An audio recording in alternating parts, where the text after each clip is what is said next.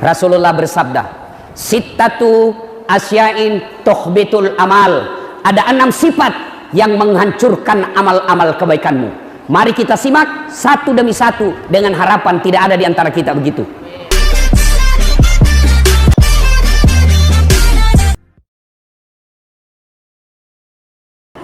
Alhamdulillah Ramadan sudah selesai. Banyak amal pasti kita kumpul waktu Ramadan. Siang puasa, malam taraweh, subuh dini hari tahajud, subuh jamaah di masjid, selesai jamaah dia ikut ceramah, selesai dengan ceramah dia pergi ke kantor cari nafkah, di kantor dia tadarus, akhir Ramadan dia bayar zakat. Masya Allah, banyak sekali amalnya. Seiring dengan ini Rasulullah Sallallahu Alaihi Wasallam menginformasikan kabar gembira, man shoma ramadana imanan wa ihtisaban ghufira lahu ma taqaddama min zambihi. Nigi sama puasa ngiral ramalan. Siapa-siapa yang berpuasa di bulan suci Ramadan, siapa saja, apakah itu Satpol PP, polisi setengah atau tentara atau polisi, ada pegawai honor atau ustadz atau pengusaha, siapa saja yang berpuasa di bulan suci Ramadan, diampuni dosanya yang telah lalu dan yang akan datang. Subhanallah, baru puasa banyak amalnya orang di bulan Ramadan. Tapi perlu kita tahu, apakah setelah bulan suci Ramadan selesai, setelah bulan suci Ramadan kita tinggalkan, amal-amal ini selamat, amal-amal yang kita kumpul ini aman? Tentu tidak. Pak Makadena Bitta, pelihara amalakmu, jaga amalakmu, pasti pulung amalakmu. Sudah itu jagai, jangan sampai hancur amalmu gara-gara sifatmu sendiri.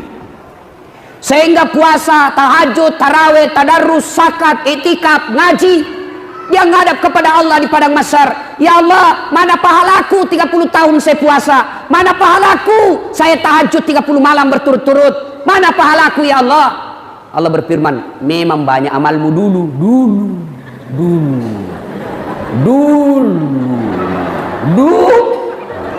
tapi capui habis. Gara-gara apa? Kamu hancurkan karena sifatmu yang jahat. Jadi amal tak yang kita kumpul berjamaah, tadarus, ngaji, itikaf habis gara-gara apa? Ada sifat yang jelek dalam diri kita. Pertanyaan, sifat apa yang menghancurkan amal kita? Nah, ini yang kita akan bahas. Sifat penghancur amal. Nah, rusak amal tak? Ada tukang kebun di sini? Ada penjual kayu? Ada. Itu waktu dulu kecil di kampung, kalau pergi ambil kayu menyeberang sungai, itu kayu kalau kering, ranting-ranting, kena api, tidak ada sisa. Habis semua kayu ranting-ranting gara-gara api. Begitu juga amal. Kalau ada sifat ini, nak makan semua amal tak, ibarat kayu kering dengan api, tidak ada dia sisa.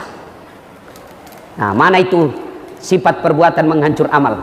Rasulullah bersabda, sittatu asya'in tuhbitul amal. Ada 6 sifat yang menghancurkan amal-amal kebaikanmu. Mari kita simak satu demi satu dengan harapan tidak ada di antara kita begitu. Satu, kata Nabi, yang menghancurkan amalmu, dia makan amalmu, al-istighalu bi uyubil khalq. Apa itu? Suka sekali cari jeleknya orang, nah lupa jeleknya dirinya sendiri. Nah, ini kalau pilkades ini banyak begini. Pak carita salah. Itu yang di belakang ini. Pergi pengajian, macurita gitu. Sambil nunggu ustaz, macarita semua orang na lewat na lihat na komentari. Tidak gina cerita mulutnya, tapi matanya mulai masuk masjid orang na lihat-lihaki. Duduk orang apa? Tidak ada cerita orang, tapi matanya apa? Lipstick na palsu. Kenapa kau tahu? Melengkek di gigina. Ayo, semua orang mana urus, biar ustadz juga nak celah, ustadz juga dia maki-maki. Apa itu ustadz? Cerita-cerita neraka saja. Jangan kau panggil itu ustadz. Itu je bajunya kemari waktu na di TV One. Urusanku khusus kok. Ada pecala-cala di sini? Ada?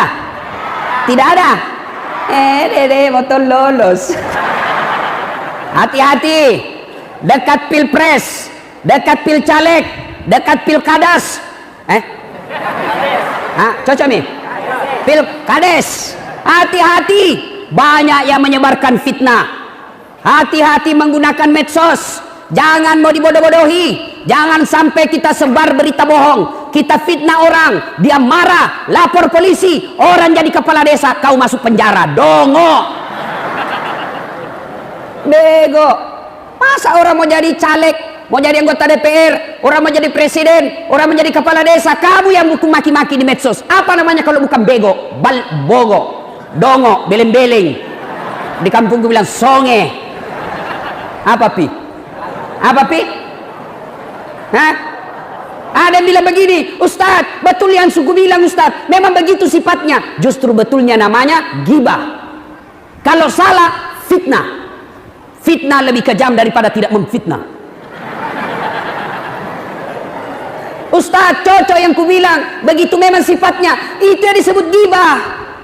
Tahu ketika Nabi Isra Mi'raj, ada seorang wanita, kukunya terbuat dari tembaga api neraka, mukanya cantik, wajahnya seksi, badannya montok, tapi anehnya dia cakar mukanya, dengan kuku tembaga api neraka. Dia makan bagi dirinya sendiri, lalu dia makan bangkai orang mati di depannya. Tobate na andre daginna pak, na andre jukukna.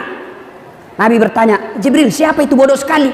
Dia tahu sakit dia cakar, dia tahu bangkai dia makan, dia tahu busuk dia makan. Siapa dia Jibril? Jibril menjawab, itulah umatmu yang suka cerita kejelekan sesamanya muslim. Hati-hati pak, jangan cerita jeleknya orang. Ibu-ibu, ada tetangga tak datang, Yanu selingkuh bedek suaminya.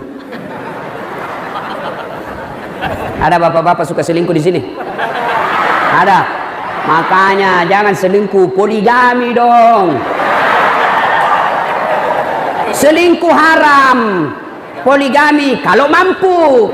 Kalau tidak mampu kok jangan kau coba-coba. Apalagi punah malak kau di benenu. Bagaimana mau kau poligami? Istrimu saja nonton kalau pegang remote tidak bisa mau macam-macam. Apalagi polisi. Wabillahi taufiq wal hidayah. Tidak ada polisi pak yang tidak takut sama istrinya. Lihat maki, kenapa itu polisi pada takut sama istrinya? Masalahnya istrinya pergi lapor sama istrinya komandan. Sama-sama istri deh. Komandan bisa diajak diskusi, tapi istrinya komandan tidak bisa diajak diskusi pak. Dari bilang orang, berarti Ustaz tidak takut sama istrinya. Aku bilang, kenapa saya mau takut sama istriku? Cuma istriku lebih berani dari saya. Ayo, jangan cerita kejelekan orang. Tiba-tiba ada tetangga tak datang bawa gosip. Ibu Haji, Yanu selingkuh bedek. Maka orang yang baik imannya, dia akan berkata, na'udzubillah min zalik. Kita berlindung kepada Allah dari keburukan seperti itu. Belum tentu suami tak tahu lebih baik dari dia. Itu yang baik. Yanu bedek, na'udzubillah min zalik. Jangan kau cerita deh, belum tentu kita lebih baik dari dia. Yanu bedek, jangan kau urus urusannya orang, urus dirimu masing-masing. Inilah orang yang berhasil puasanya. Tapi yang banyak kulihat, Yanu bedek, iyo. Begitu memang itu nah, enggak tahu. Suka sekali codo. Ini. Mana te urusan na urus tong.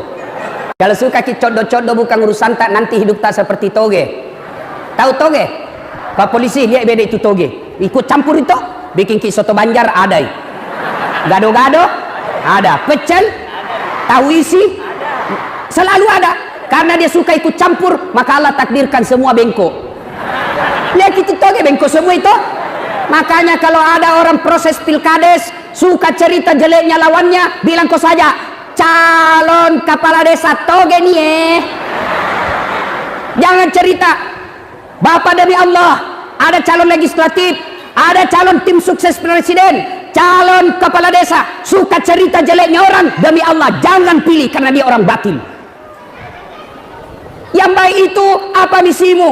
Apa yang kau melakukan? Jangan cerita Yanu begini, Yanu begini, Yanu begini. Ada orang tidak ada baik jeleknya? Ada kira-kira di antara kita yang tidak punya kekurangan? Semua kita punya kekurangan. Maka yang baik, lebih baik perbaiki diri kita. Jangan urus urusannya orang. Jelas? Jelas nih? Orang yang suka cerita kejelekan dalam Al-Quran dijelaskan, ayuhibbu ahadukum, sukakah kamu memakan bangkai sesamamu manusia? Ya bangkai.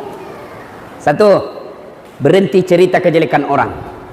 Suatu ketika Umar bin Khattab datang melapor kepada Nabi, ya Rasulullah, ada anak muda tetanggaku, baik sekali agamanya, kira-kira kalau sekarang remaja masjid, bagus ibadahnya, tapi dia mau menikah. Alhamdulillah kata Nabi, dapat jodoh, tapi masalahnya ini perempuan mau nikahi mantan PSK, pesina dulu, dan tidak tahu ini kasihan laki-laki siapa calon istrinya. Apa saya harus kasih tahu? Dengar jawaban Nabi, Umar, kenapa tonsing kau yang sibuk? Kau tahu enggak kenapa itu laki-laki tidak tahu aibnya ini perempuan?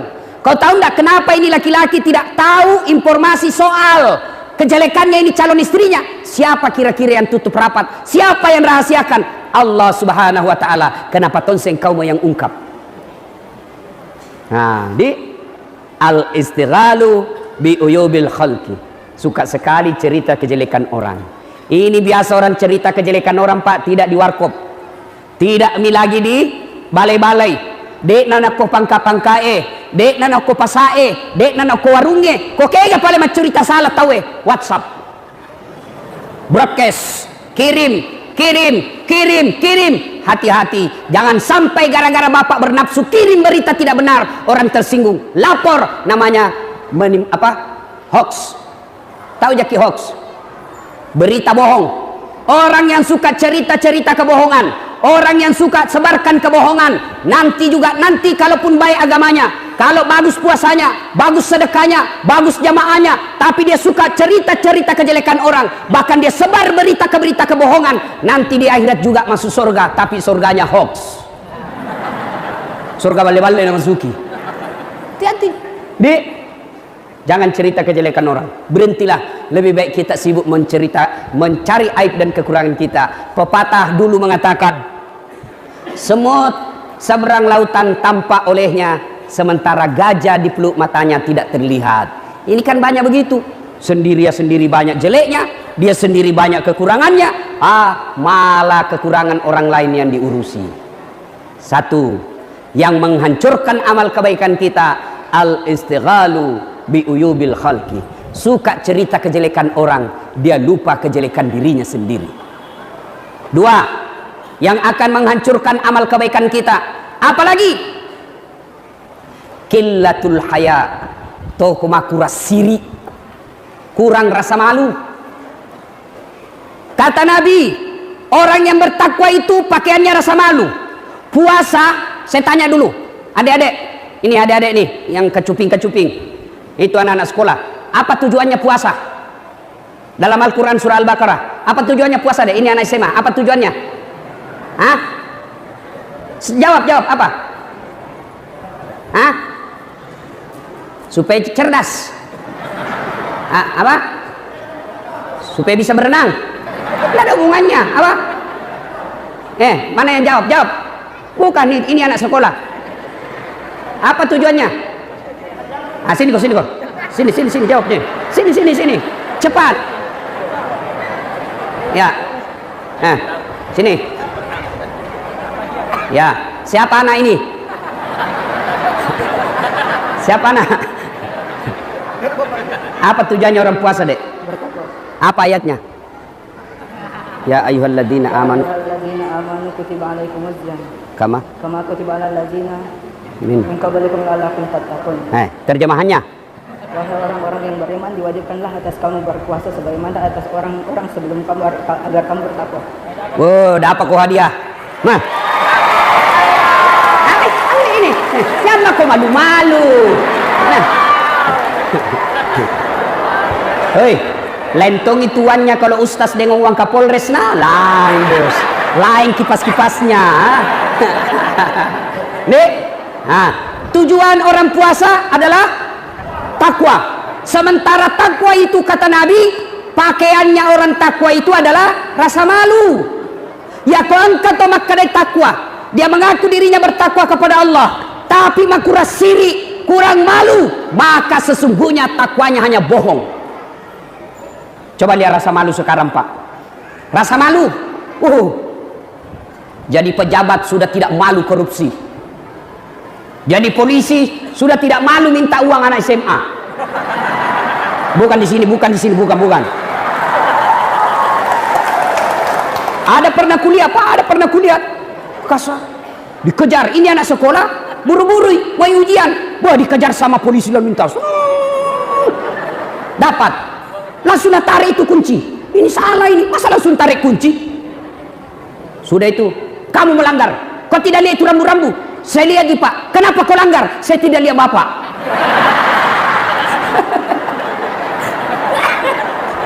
Bukan di sini ya, bukan di utara, bukan. Polisi India, polisi India.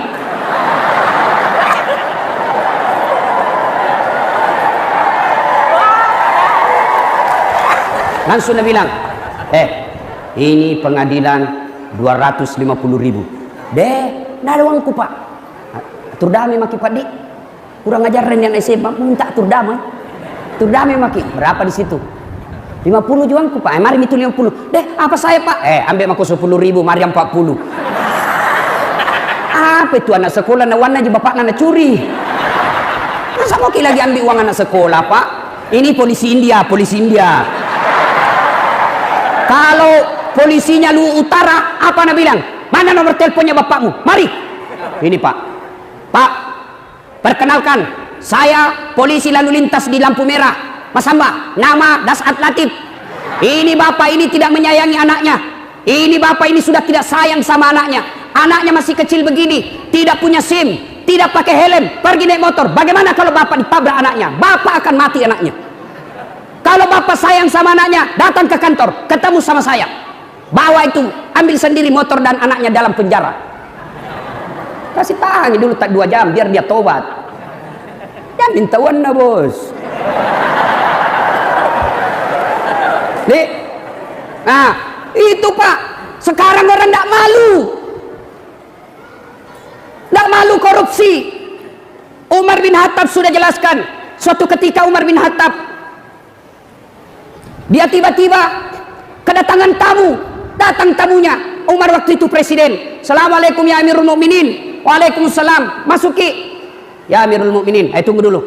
Kata Umar, kau datang ini mau ketemu saya sebagai Umar pribadi atau presiden? Nah bilang urusan pribadi ji ya Amirul Mukminin. Baiklah duduk kau. Umar langsung kasih mati lampu. Mati lampu Pak Janangan. Nah bilang tamunya, kenapa dikasih mati? Gelap-gelap gini. Dia bilang begini, tadi saya pakai lampu itu minyak negara. Saya pakai lampu karena saya lagi tulis uang ini kas negara. Saya lagi bekerja dinas kayak ini. Tadi, sekarang kau cerita pribadi, tidak boleh pakai minyak uang negara. Mati. Coba. Contoh-contoh ini kepala dinas.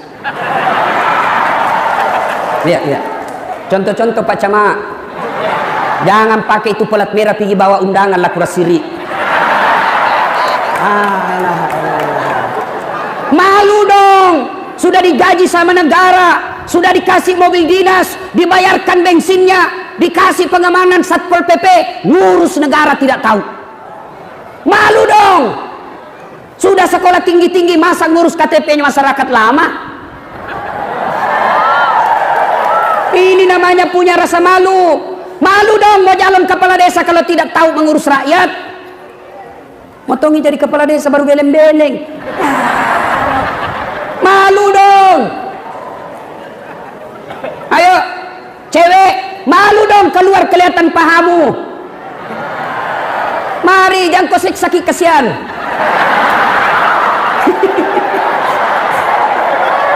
Pamer-pamer pahamu kita kau siksa. Terutama itu kodong polisi yang di pinggir jalan. Wah, paling banyak penderitaan matanya itu kasih. Lewat mi cewek kelihatan pahanya, kelihatan kalepaknya, dilihat semua. Pasti dilihat kabaran bagus. Maka mari kerjasama. Anak darah taruh siri alemu. Orang tua dulu kita bilang kode gagas sirimu, indra ke siri kolalamnya. Sekarang perempuan kadang-kala saya bingung. Lebih mahal paha ayam di kampung daripada paha cewek. Coba lihat orang dulu Pak. Kalau ada cewek lewat, apa nak bilang orang tua tak? Ni gana ero maku. Matan resirilat de mana de gaga pita gagana. Lipa yase lipa yawa. Dulu. Sekarang lewat cewek apa namanya? La ilaha illallah. Laku rasiri. Hei cewek, ku kasih tahu ke rahasia laki-laki nih ya.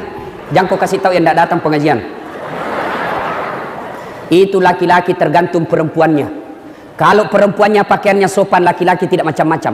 Tanya ini kepada polisi. Biasanya pemerkosaan terjadi gara-gara apa? Niat dan kesempatan. Waspadalah, waspadalah.